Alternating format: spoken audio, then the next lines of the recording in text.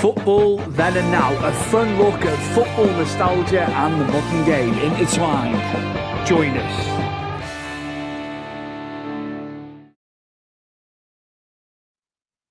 Well, welcome back. This is episode 4 of Football Then and Now.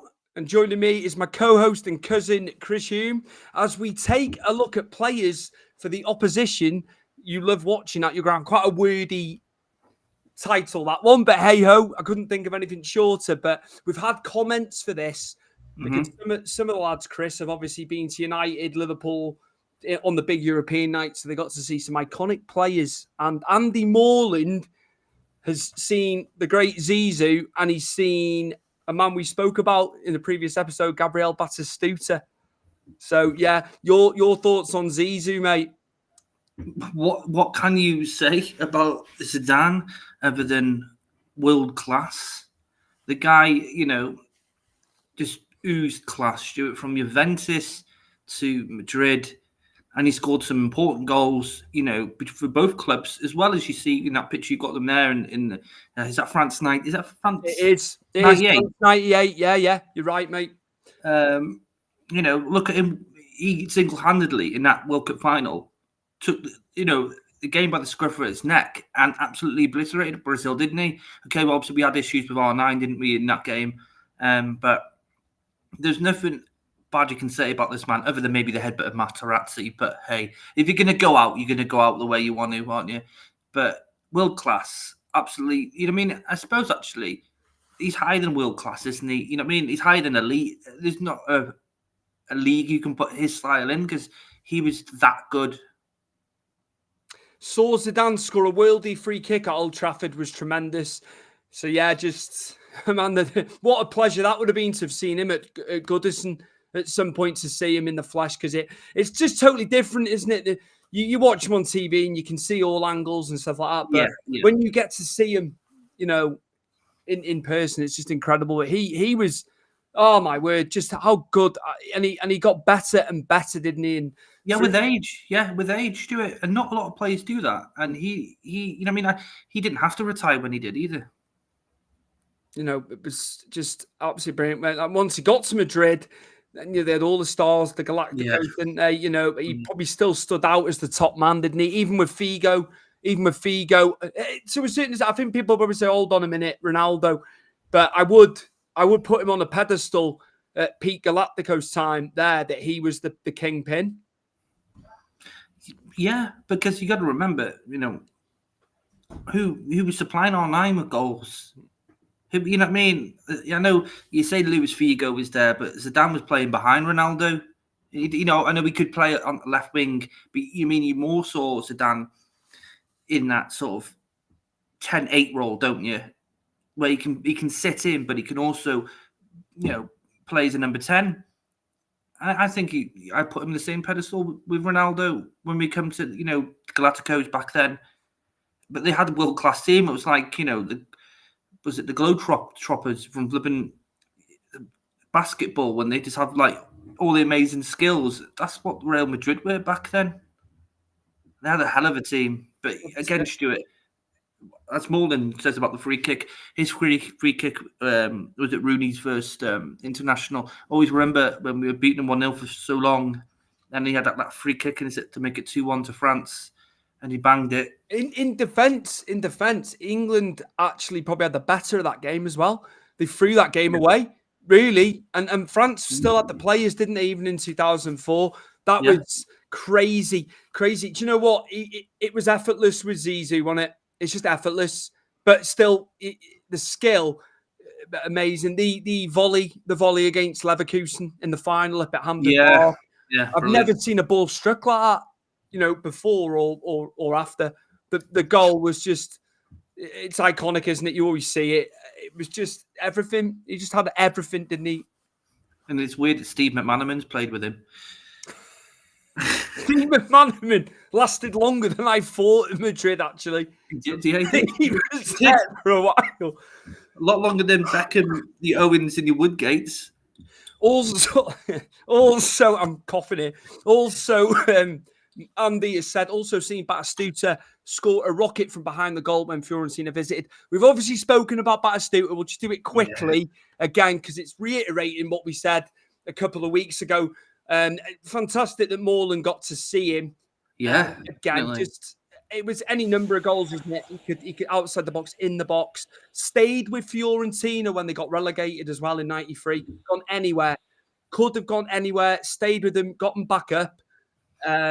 Fantastic player, and again, would have loved to have watched him. Yeah, most definitely.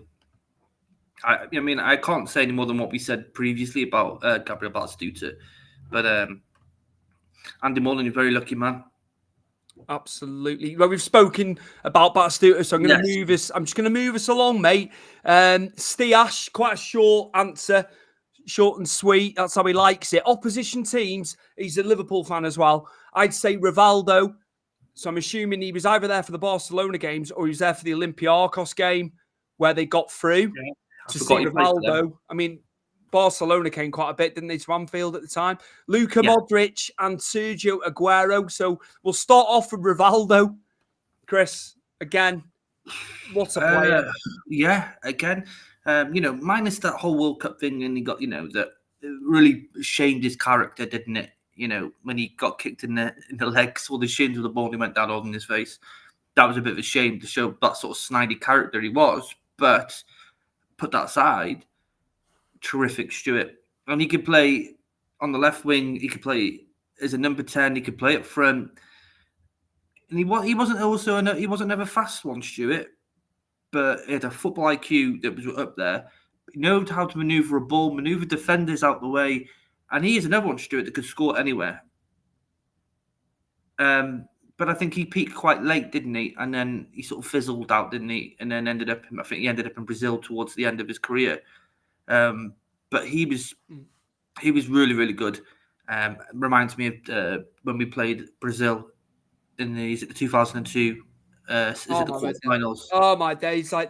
And again, a game where England actually had a good go. And I keep bringing England up in these, but it's just like you know what I mean. I think Brazil had one of the best teams there. You had a peak with Ronaldinho as well. It was having the individual talent which they all had, like Ronaldinho. Yeah. Ronaldinho came to the fore in that tournament, didn't he? Yes, most definitely. But that style, it's just artistry, and it's like Rembrandt. They've just got it. He was brilliant. Rivaldo did all right at Olympiacos, actually. More, like you're saying, he came in later. Yeah, he did. When I saw him for Olympiacos in the Champions League, it was all through him. Yeah, but he wasn't. I mean, I'd say I'm going to be horrible to him or discredit Rivaldo because I do like Rivaldo, but I wouldn't class him as a world class. Right, probably just below, because I just think there was better Brazilians round when he was playing. One I think that gets underlooked is Denilson, who played for Deportivo, left wing, fast, but then had an attitude, which unfortunately some of these good players do, don't they? But I preferred Denilson over Rivaldo. I think with Denilson, it didn't quite happen at club level, did it? In the end, I think that's where the drop off was with him. Yeah, after Deportivo, because he was really good at Deportivo. I can't remember where he went after Deportivo. He was at Betis, wasn't he? And he went to Betis as well, yeah. Yeah. So it's one of them, innit? Because you see these Brazilians that come in and they're like meteor, aren't they? They're hot and fast, but they burn out. Some of them burn out really, really quickly. And then that's it. You don't see them, one obviously not in the list of ashes there, but as we talked about, Adriano. Again, had all the ability in the world. Yeah, to be better than Ronaldo. To be better than he's the second coming of Ronaldo. He's going to do this. He's going to do that. And he was fantastic on his day. He was absolutely superb. He really was. Ash also says Luka Modric. So he's obviously been when they've either against Spurs in the league, I would imagine, or when he was at Madrid. So again, for a guy with that stature, look, he's diminutive, isn't he? He's smaller. And what he was able to do, again, centrally, is quite amazing, isn't it, for a guy his size? Well, you look what he did at Tottenham before he went to Madrid. He ran lots of the shows. You know what I mean? Obviously, did he play alongside Eriksen? I'm sure he did play alongside Eriksen, didn't he, at the time? Did Modric? Wasn't that out of the Gareth Bale money they bought Luka Modric? Or was that before? I think Modric was there already. He was already there when Bale was there, I'm sure of it. He I was think for a season or two. You look at when he played for Croatia. I can't remember which was it. Might have been World Cup 2018. Yes, and he ran the show really well, didn't they? Yeah, he ran the show. People look at club level though. You know, he's reaching nearly 40 now, and he's still playing. And Carlos Ancelotti is still begging him to stay. It just shows you the quality of a player. You know, even when he's past his peak. We both know everyone knows how amazing Ancelotti is. And he's begging him to stay. I know he's not now, and I think he's retiring, isn't he? Or is he leaving? One or the other. But he's world class, Stuart. He knew how to pass a ball, spray it left, right, and knew how to do inside. Could score some bangers every once in a while. I think we saw more of it in Spain than we did in England when he played for Tottenham. Different setup, isn't it? Where Real Madrid got all these talent where he can showcase his skills. Where I think with Tottenham is Bale was the man everyone looked at when you watched Tottenham back in the day when Modric was there, but he absolutely outstanding. Toni Kroos being with him as well. I think that's been integral to them. You could argue probably the best central midfield partnership over the last 10, 15 years. Yeah, Toni Kroos is amazing. Toni Kroos has actually come out of international retirement, hasn't he? Well, the tournament's in Germany, so I suppose he's looked at it. He's thought, I can come out of retirement here. It's in Germany. Them two together. To go, is it? Yeah. That number of years, Chris, together, and centrally, and still going like you said, the age of them doesn't stop, does it? Though, and I think you look at Cristiano Ronaldo. I know he's playing in Saudi, but look his physique, and I know he's a fitness freak. But you look at Benzema, who's gone there and has struggled. I know that you can't really put them together. They're totally different strikers, but the people who really, I think these footballers really put their mind to it and keep themselves at peak condition, no matter what age, they can go on for a long time. I'm not saying 40, 50, you know what I mean? I'm not being ridiculous there, but they can reach the end of 30s, still at a top flight, club, if their mind frame and, the peak condition, like Ronaldo's, like the Modric, like the Toni Kroos's, can keep going for a long time. Goalkeepers were the ones that everyone, you'd always know that would last till 38, 39. But, you're seeing it now with these elite players that, they're in peak physical condition at their age. Yeah. And still outbesting, Stuart, the youngsters that Real Madrid have bought in. Camavinga, amazing talent. Can't budge these two out the way. I think the advancements in sports science as well. Yes, players last longer. Just think where that's going to be, where sports science will be in another decade, 20 years. It's crazy. It's otherworldly, isn't it? Yeah. And he finally for Steve, it is Sergio Aguero. Now we can say from Football Manager, signing him before he obviously came. He was in Spain, wasn't he, after Argentina, and then into the Prem. But this guy, they got it right on Football Manager, which they, do, don't they, with the world-class players. But what a career. Again, just superb, absolutely superb, fantastic player. We got to see him, actually, didn't we? Yes. We did get to see him as well. So, yeah, unbelievable. Yeah, the end of his story, as a football player is really sad, isn't it? He gets that big move he wanted to Barca, to finish his career off, which that's fantastic. And, he's done everything at City. And just, it's a shame that, everything went downhill, for his body and his heart. I think it was his heart, wasn't it, that was the issue. Well, I think it was something along those lines, and he didn't really even get to kick a ball at Barcelona, did he, before all that, sort of derailed his career. But yeah, this guy could score goals left, right, and centre. And yes, from Football Manager, you knew him from Atletico Madrid, like Falcao, Higuain, and not saying that Higuain played for Atletico Madrid, but that array of Argentinian players you go hunt for on Football Manager, and him, Aguero's up there. But when he came to the Prem, I was so excited. You know, being a Football Manager fan, and people were like, you know, they laugh and joke, people who play it, like, but when you invest your time with these players that you've bought on the game, and they come, you know what I mean, and they come good in real life, and then they come to say the Prem where you can watch them week in, week out, and you're actually watching him. And you know, I'm a fan because he's a world class player. It doesn't matter who he was playing for, but I feel that you're more invested when you play Football Manager and you see these kids coming through and then finally making it on the big stage. Because you know what I mean, you bought them so many times, and you know what I mean, it's your go-to. Same with Tevez. It was the same with Tevez. He was at Boca on Championship Manager before. Mascherano as well, yeah. Yeah, and it does. I'd say, I don't know, if it said 99 times out of 100, those players do come to the fore. Maybe probably a bit too high because sometimes. Yeah, it's the odd one. It's the odd one. Because of the net, you know. I think, yeah, there's a few that, you know, Freddie Adu probably, you know, you can you can probably ignore that. You know, they pumped up really high, but they did in America as well anyway. Moving on, Dan Hughes, Man City fan. Dan, I'm not getting into a dispute about points, FFP. We didn't do that on episode 3. We were quite good about City and the players. It's not necessarily their fault that you haven't had your points deduction and had your day in court. But I know you've seen some fantastic players. And as you say here, I said best 2 performances I've seen was Thierry Henry at Main Road. They battered us 5-0 or 5-1. We all applauded him when he came off the pitch. So here he is, the great Thierry Henry there, Chris. World class, elite level. You put him up with Ronaldo. Prolific, score goals aplenty.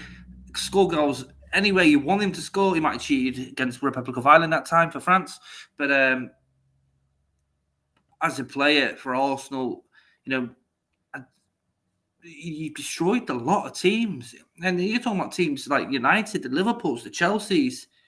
Obviously, you're saying about Man City then, but Man City were a small club before they got brought out and they got battered, you know, at Main Road. And no disrespect there, Dan. And we know what it's like to be battered by clubs now. But yeah, what a player, Stuart. And he came up with so many different goals. The pace as well, Stuart, the skill, the knowledge, everything with Thierry Henry. You know, he hasn't translated it into managers like a lot of players can't.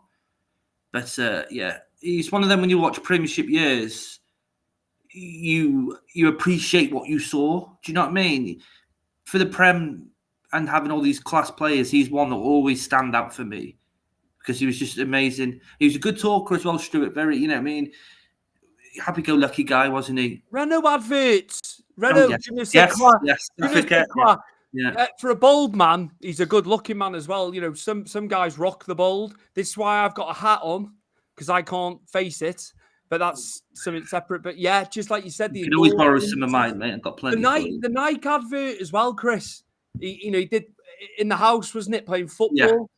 Yeah. Just absolutely brilliant. And he's not bad on the punditry for CBS. Actually, the clips I see, he's quite good on the punditry. I know he's going to have knowledge, though, isn't he, Stuart? You know, assistant manager to Roberto Martinez as well. He's done bits and pieces, hasn't he? Yeah. The goal against United, mate, where Bartes was slightly out. When he chested it and then volleyed it. Yeah. Mate, that is my favourite goal by him. It was the curl when it left his foot. He knew there was enough space where Bartes had come out to have the wherewithal. Just unbelievable finish. Unbelievable, that guy, mate. It's just and a pleasure. And everybody liked him. I think he was a nice guy, though. That was fine, though. Spurs fans, all that rivalry. But everyone respected Thierry, didn't they? Yeah, because of course you can have a bit of banter left and right with opposition and rival teams, but he was a nice guy. You know what I mean? I think he felt sorry for beating some teams sometimes. You know what I mean? You say about the United goal, his goal when Arsenal beat Real Madrid 1-0 at the Bernabeu, when he pretty much ran the length of the pitch and then slotted it, I think in the right-hand corner. Then that's incredible. Players don't do that to massive elite teams. And also, I think Wenger obviously had him at Monaco. And Juventus played him out wide, didn't they? Yeah. And it looked like he wasn't going to cut the mustard. There was a lot of hoopla, wasn't there? He's going to be this player. Wenger had him as a youngster at Monaco. Mm-hmm. Right, you're a striker. You're not playing out because it just did not work. I remember watching him for Juve, thinking he's a dud. This lad's not going to cut it in the top leagues. But my God, what Wenger knew, didn't he? He had that sixth sense with him. But did he go to Arsenal for like 14.5 million? And you look at what he turned out to be. Can you put in your mind now, if you're looking at Thierry Henry in this current era, how much would you think he'd make? Well, the club would make selling him now. It'd be world record fee. It'd be two. I'm just trying to think. Obviously, what is Mbappe's value, and obviously contracts and stuff like that. But Mbappe, you'd clear 200 mil, wouldn't you? This is my problem, and I think Mbappe's amazing. Don't get me wrong. Still plays in a farmers' league. You need to see Mbappe come out of a league that Paris Saint-Germain win, year in, year out, and put him in a division which is going to test him. It's looking highly likely he's going to go to Madrid in the summer. Well, yeah, that was obvious. That was going to be the case. There's been too much doing and throwing, hasn't there? Oh, he's going, he's leaving. It was a story. He signed a new contract. It was a story within itself. But yeah, going back to Thierry, he'd be worth 200 million in today's market.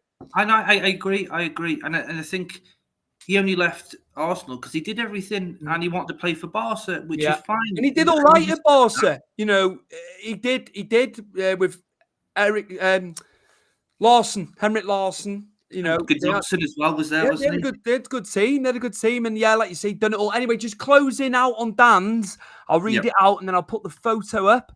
More current. The recent one was Jude Bellingham. Absolute powerhouse performance. So I'm assuming that was against Madrid, or it could have been against Dortmund for City. But here he is, the man of the moment, the man that's actually going to keep Foden from playing in that position. A lot of people have got Foden playing out wide so they can play Bellingham in the natural position for England in the tournament. Your thoughts on Bellingham, Chris, and just how well he's done, and how bold taking the number 5 jersey that Zidane made. Yeah, I know, but he's got that character, hasn't he? Where it's, I'll show you, you know what I mean? This number was maybe his, I'll make it my own now. And he's got that bold sort of character, doesn't he? How this lad gone from Birmingham to Real Madrid just shows you the star quality of this lad. I still, to this day, don't understand why didn't any of the English teams pick him up before he went. Yeah. Because you saw him at Birmingham. He was bossing the championship. And he was making it look easy. And I don't think he was even getting out of second gear half the time. He went to Dortmund and he lit up the Bundesliga. He's gone to Real Madrid and he stepped it up another level. It doesn't even look like the same player that played for Dortmund. Sorry to jump in, bud. I did not understand at the time at Birmingham. We've retired the jersey. He was, 16, 17, going to Dortmund? Yeah. Retiring jerseys is a thing in America. When you go to the arenas I've been to, and I was like, this is a bit bold, this. Why are Birmingham retiring a jersey? Well, it all makes sense now, doesn't it? Because I was the naysayer. I was like, this is ridiculous. He's far too young. And retiring a jersey in football, soccer, isn't... You don't hear about it, do you? Well, maybe in other European leagues, but not in our league. But, they knew something that we didn't at the time. And you only have to look at what he's done in this small amount of time, in his first season in La Liga with Real Madrid. And he's phenomenal. And you say about people saying about him in England and he's going to play ahead of Phil Foden. Yeah, most definitely. Phil Foden's an excellent player, but he's not hit the heights of Jude Bellingham has. He has not hit those heights yet. In fairness, Foden can go out wide anyway. And he can come inside. Anyway. I think it's as good a time as any with them two for England again. But we've had this, haven't we? God knows how many times. Golden generation. 2004, they'll do it. 2006, they'll do it.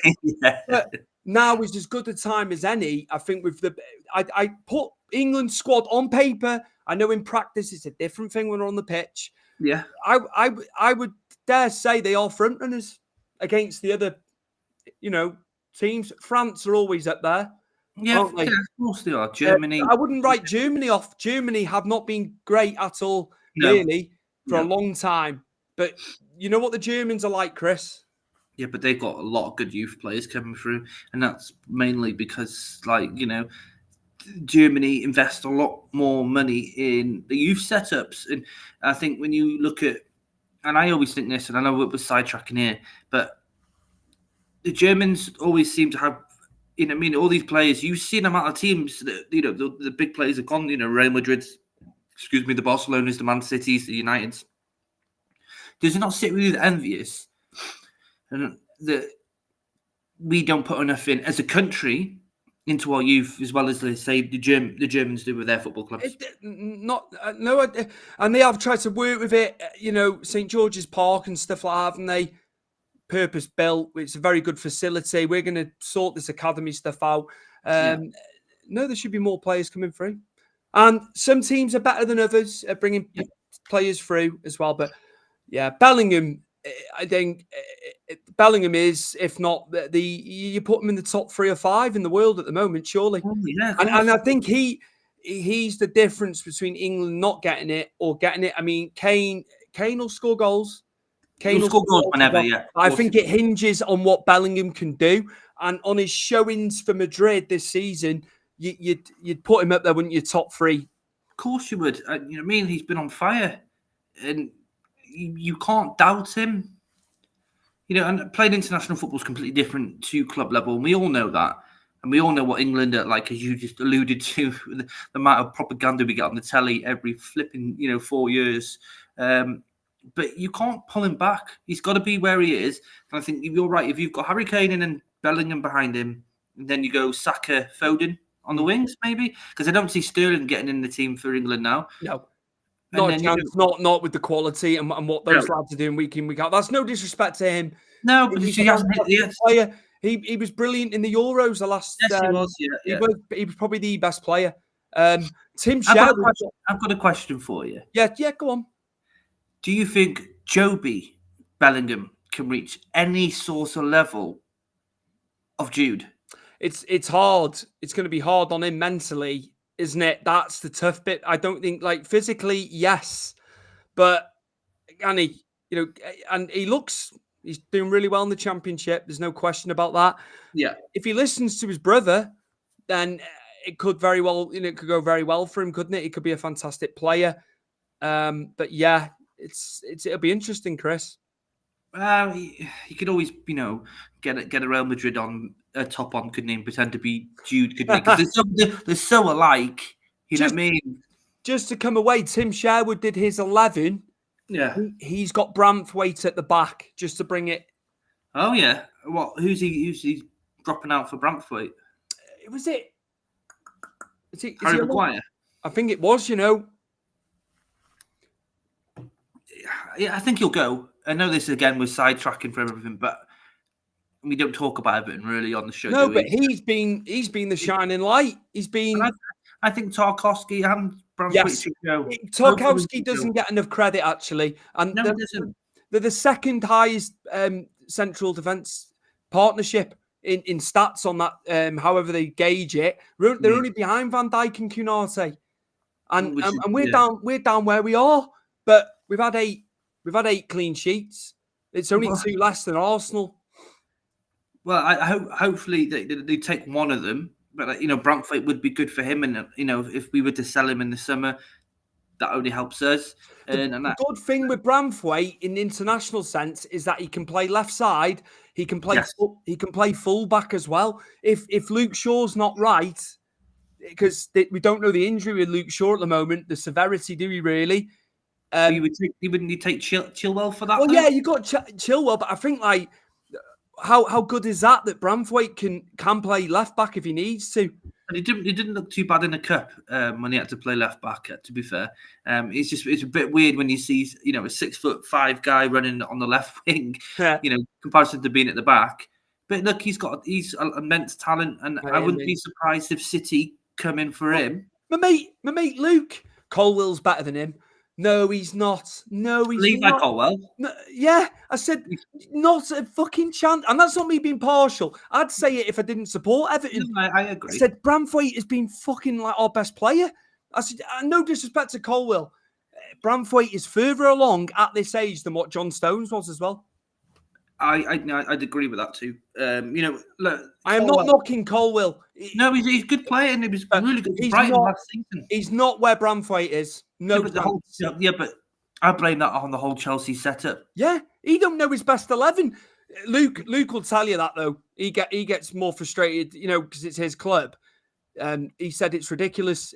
I said you got too many players, but we're going off on a tangent. I know. We're going off on a tangent, but young players, wasn't it? Branthwaite, we had to bring him in.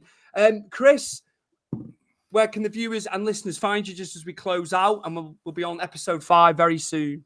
I had a brain fart then. Be VanHume86 on X, Twitter, whatever you want to. I'm still calling it Twitter, mate. I can't call it X. It sounds like some sort of sex pill you're taking. It does, mate. I wonder what Elon Musk was doing there, actually, pal. I'm taking the piss, obviously. Yeah. And then Instagram, VanHume86, and then you can find me with Stuart on Football Now and Then on all social media. You can find us on Big Fight Weeklies, all social media as well. So that's where you can find it. Absolutely perfect. We're starting to do shorts on the other social medias as well. If you don't want to view full episodes, I implore you to go to our YouTube channel, TikTok. We've got X. Chris has set Twitter up now. So we'll have a lot of clips. I think we'll do a lot of polls and questions on there, won't we? Yeah. If you haven't got the time to watch a whole episode, I implore you. We like clips as well. And it just, the way of the world, it's getting time to do it. So we are across all socials now with Football Then and Now. And we look forward to episode 5, Chris, which is going to be about iconic computer games, football computer games, that is, which we've played a myriad of over the years. Yeah. So we look forward to seeing you guys then, don't we, for episode 5. Yeah, and I think it'll be, for anybody listening to us, get in touch with your favourite games. We're not talking about Football Manager, Championship Manager. We're going to say that for another episode because there were tons of manager games out there. But your favourite FIFA, your favourite PES, or whatever games are out there. In the 90s, in the PlayStation, growing up, throw it out there and we'll bring them up. Thank you for the guys that have actually said about their favourite games, which we've already got. But like Chris says, the more the merrier with that, because there's so many. And we will see you very, very soon for episode 5. Thank you to Apple Podcasts. The football chart in Australia, again, as I said in the previous episode, peaked at 64th. And then we were 130th, 140th in Great Britain in the top 250 of the football charts there as well. Thank you so much to our listeners. And we will see you very, very soon for episode 5 of Football Then and Now. A look at the old school and the new school of football.